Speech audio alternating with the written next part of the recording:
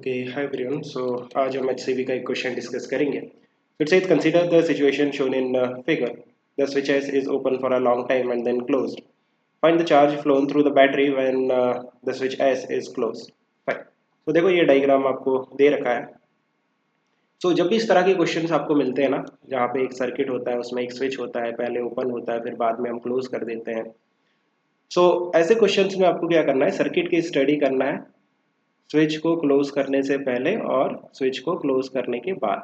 तो पहले मैं सर्किट बना लेता हूँ। इस तरह से आपके पास ये सर्किट दे रखा है। इस सर्किट में आपके पास दो आइडेंटिकल कैपेसिटर्स हैं, उनका जो कैपेसिटेंस है वो सेम है। जो बैटरी है उसका ईएमएफ ई है।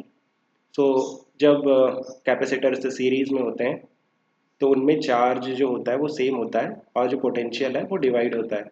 तो इस बैटरी का जो पोटेंशियल है ई, वो इक्वली इन दो कैपेसिटर के अक्रॉस डिवाइड होगा, बिकॉज ये जो दो कैपेसिटर्स हैं वो आइडेंटिकल है ना। सो ईच कैपेसिटर के अक्रॉस जो पोटेंशियल डिफरेंस आएगा वो आएगा E/2 एंड E/2। नाउ आप चार्ज निकाल सकते हो। आप देखो चार्ज कैसे निकालेंगे, capacitance that is C into potential difference CE/2।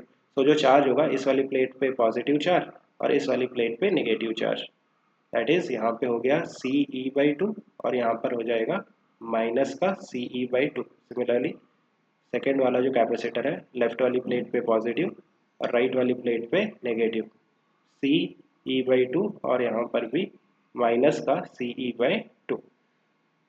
अब आपको क्या करना है, सर्किट की स्टडी करना है। इस सर्किट में जो स्विच है ना उसको क्लोज करने के बाद, तो जैसे ही आप क्लोज करोगे एक नया सर्किट निकल के आएगा। आप देखो ये इस तरह से। पहले मैं चार्ज दिखा देता हूँ आपको। इस प्लेट पे पॉजिटिव चार्ज था, इस प्लेट पे नेगेटिव चार्ज था, इस प्लेट पे पॉजिटिव चार्ज था और इस प्लेट पे नेगेटिव चार्ज था। जैसे ही आपने स्विच को क्लोज किया तो यहाँ से भी एक वायर बन गया, राइट, स्विच को क्लोज करने के बाद। तो अगर आप इस वाले कैपेसिटर को देखोगे तो इस वाले कैपेसिटर के लिए क्या हुआ कि आपने जैसे ही स्विच क्लोज किया तो इसकी जो पॉजिटिव प्लेट है वो डायरेक्टली एक वायर के थ्रू नेगेटिव प्लेट से कनेक्ट हो गई। आप देखो इस कैपेसिटर की जो पॉजिटिव प्लेट है जिसमें पॉजिटिव चार्ज है वो डायरेक्टली एक वायर के थ्रू नेगेटिव प्लेट से कनेक्ट हो गई। तो इसको कहते हैं शॉर्ट सर्किटिंग, है ना। सो इसमें क्या होगा कि जो पॉजिटिव प्लेट का चार्ज है वो जाके नेगेटिव प्लेट के चार्ज को न्यूट्रलाइज कर देगा। तो जैसे ही शॉर्ट सर्किट होता है ना, कैपेसिटेंस पे जो चार्ज है वो जीरो हो जाता है। और आप ऐसा कह सकते हो कि चार्ज जीरो, एनर्जी जीरो। सो ये कैपेसिटर अब कोई काम का नहीं है। सो आप क्या करो, इस कैपेसिटर को हटा दो। इसमें ना ही चार्ज है, ना ही चार्ज है और ना ही एनर्जी है, राइट। सो आपके पास जो बचा हुआ सर्किट है वो सिर्फ इतना बचा है, ये। अब इस कैपेसिटर को आप देखो। सो इस कैपेसिटर के लिए बेसिकली इस कैपेसिटर में क्या हुआ कि ये तो एक सिंपल कैपेसिटर बन गया जिसके अक्रॉस बैटरी कनेक्टेड है, जिसका ईएमएफ ई है। तो अभी इसमें जो चार्ज आएगा इस वाली पॉजिटिव प्लेट पे आ जाएगा, जो इसका कैपेसिटेंस है, इनटू पोटेंशियल कितना हो जाएगा, जो पोटेंशियल है बैटरी का ई, है ना। सो सी ई और यहाँ पर आ जाएगा माइनस का सी ई। सो अगर हम कंपेयर करते हैं कि पहले कितना चार्ज था, अब देखो ये वाला जो कैपेसिटर है ना, सेकंड वाला, उसको तो आपको देखना ही नहीं, बिकॉज उसका पॉजिटिव और नेगेटिव चार्ज आपस में कैंसिल हो जाएगा वायर से कनेक्ट करने के बाद, राइट। आप सिर्फ फर्स्ट वाले कैपेसिटर को देखो। उसकी प्लेट पे पहले चार्ज था CE/2 और अभी चार्ज है CE। तो कितना चार्ज एडिशनल आया, CE माइनस CE/2।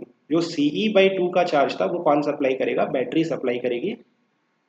किस कैपेसिटर को, ये जो फर्स्ट वाला कैपेसिटर है ना इसको। सेकंड वाले कैपेसिटर का तो शॉर्ट सर्किट है ना।